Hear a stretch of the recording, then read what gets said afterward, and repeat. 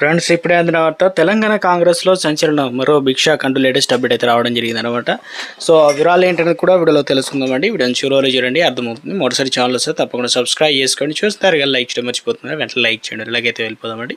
తెలంగాణలో అధికార పగ్గాలు చేపట్టినప్పటి నుంచి అధికార కాంగ్రెస్ పార్టీలో అంతర్గత కుమ్ములాటలు, గ్రూప్ రాజకీయాలు రోజు రోజుకు పెచ్చు మీరుతున్నాయి. ముఖ్యమంత్రి రేవంత్ రెడ్డి పూర్తి స్థాయిలో ప్రభుత్వ పాలనపైన, సంక్షేమ పథకాలపైన అమలుపైన దృష్టి కేంద్రీకరించినప్పటికీ పార్టీ వ్యవహారాలను చక్కదిద్దే బలమైన నాయకుడు కరువడంతో గాంధీ భవన్లో గందరగోళ పరిస్థితులు నెలకొంటున్నాయి. భిన్న ధృవాలు ఉండేటువంటి సీనియర్ నేతలు విభిన్న వర్గాల్లో ఒక తాటిపైకి తెచ్చే బలమైన సమన్వయకర్త లేకపోవడం వల్లే పార్టీలో అంతర్గత సంక్షేమం మొదలవుతుందని ఇక రాజకీయ విశ్లేషకులు అభిప్రాయపడుతున్నారు. యాదాద్రి బోర్డు నియామకంలో కూడా అసంతృప్తి ఇటీవల కాలంలో చోటు చేసుకున్నటువంటి పరిణామాలు కాంగ్రెస్ అధిష్టానానికి తీవ్ర తలనొప్పిగా మారాయి. ముఖ్యంగా యాదాద్రి లక్ష్మీనరసింహస్వామి ఆలయం బోర్డు నియామకం ప్రక్రియలో పార్టీలో పెద్ద దుమారమే రేపింది. ఇక బోర్డు నియామకంలో తమకు సరైన ప్రాధాన్యత దక్కలేదని, జూనియర్లకు పదవులు కట్టబెట్టారని పార్టీ కోసం ఎప్పటి నుంచో నమ్ముకొని ఉన్న సీనియర్ నేతలకు తీవ్ర అసంతృప్తికి గురయ్యారు. తాము ప్రాతినిధ్యం వహిస్తున్న జిల్లాల్లో తమకు తెలియకుండా నియామకాలు జరగడంపైన వారు బహిరంగానే తమ అసంతృప్తిని వ్యక్తపరుస్తున్నారు. ఈ వివాదం సద్దుమణగక ముందే యూత్ కాంగ్రెస్ అధ్యక్షుడి వ్యవహారంలో పార్టీని మరింత రక్షణలో పడేసింది.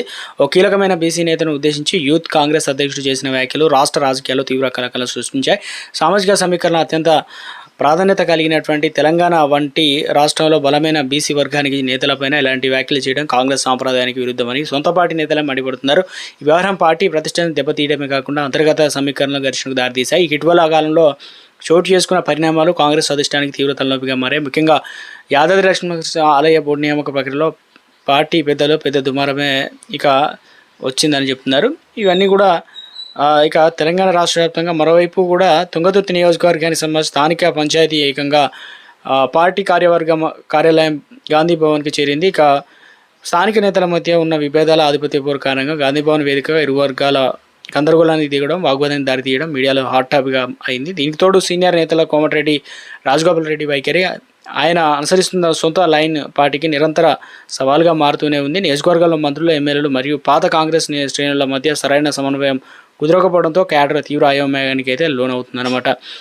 చక్కదిద్దలేకపోతున్న రాష్ట్ర అధినాయకత్వం. ఈ మొత్తానికి సంక్షేమానికి ప్రస్తుతం పీసీసీ నాయకత్వ శైలి, మేనేజ్మెంట్ లోపమే కారణమని విమర్శలు వస్తున్నాయన్నమాట. పార్టీలో వస్తున్న సమస్యలను ప్రాథమిక దశల్లో పరిష్కరించడంలో, నేతల మధ్య రాజీ కుదర్చడంలో పీసీసీ చీఫ్ సామర్థ్యం సరిపోవడం లేదంటూ సీనియర్ భావిస్తున్నారు. సమస్యల తీవ్రతను వేదికలు సిద్ధం చేసి రాష్ట్ర స్థాయిలోనే సెటిల్ చేయాల్సిపోయి ప్రతి చిన్న విషయానికి ఢిల్లీ వైపు చూడడం అసంతృప్తి వ్యక్తం అవుతుంది. ఈ క్రమంలో పీసీసీ చీఫ్ పనితీరుపై అసంతృప్తి ఉన్న పలువురు సీనియర్ నేతలు నేరుగా ఏఐసీసీ హైకమాండ్ లిఖితపూర్వక ఫిర్యాదులు పంపినట్లు కూడా చీఫ్ను మారుస్తారనే దానిపైన కూడా తెలంగాణ పగ్గాలు మార్చాలనే ప్రచారంలో కూడా ఢిల్లీ పీఠం గల్లీ జోరు సాగుతుంది. పాలనలో బిజీగా ఉన్న సీఎం రేవంత్ రెడ్డి అండగా ఉంటూ ఇటు పార్టీ క్రమశిక్షణతో నడపగలిగే ఒక సీనియర్, అందరికీ ఆమోదయోగ్యుడైన నేతకు పీసీసీ పదవి అప్పగించాలని హైకమాండ్ యోచిస్తున్నట్టు తెలుస్తుందన్నమాట.